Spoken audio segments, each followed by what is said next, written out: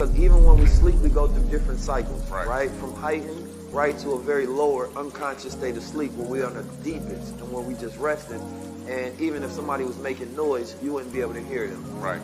So then we have the states where we go towards closer to lucid dreaming. And lucid dreaming normally happens when you're actually about to wake, not in your deeper parts of sleep, because you're closer to consciousness, right, awakened state.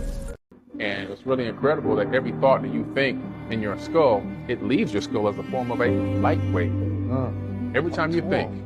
Yeah, man. Every light wave, every time you think. We know this because we can put a cap on your head in a laboratory, put a little electrodes on it, sensors, and tell you to think about something, and it's going to show up on the computer screen because the computer's reading the light waves coming out of your skull. We can't see those waves because we can only see 1% of the light spectrum as human beings. I would say this, fasting. Once you fast or you go on intermittent fasting and you only fast between the hours of 1 to 6, as long as you fasting at least 16 hours a day. So your safe zone is when you get up, don't eat anything, just drink some water or drink some H3O2, which is freshly squeezed juice, right?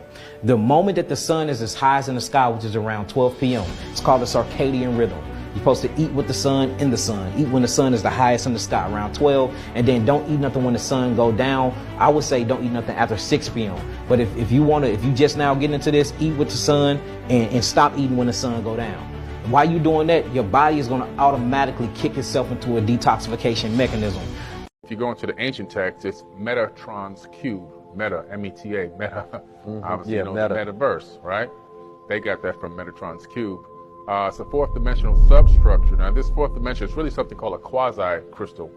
And this quasi-crystal in the fourth dimension, it casts a shadow. And the shadow that it casts, it creates the realm that we're living in here. We're living in a shadow of a higher dimension. That shadow creates a third dimension. It actually creates a fractal of it, creates this fractal holographic matrix that we're actually maneuvering in the third dimension right now. So would the fourth dimension be considered a dimension of time?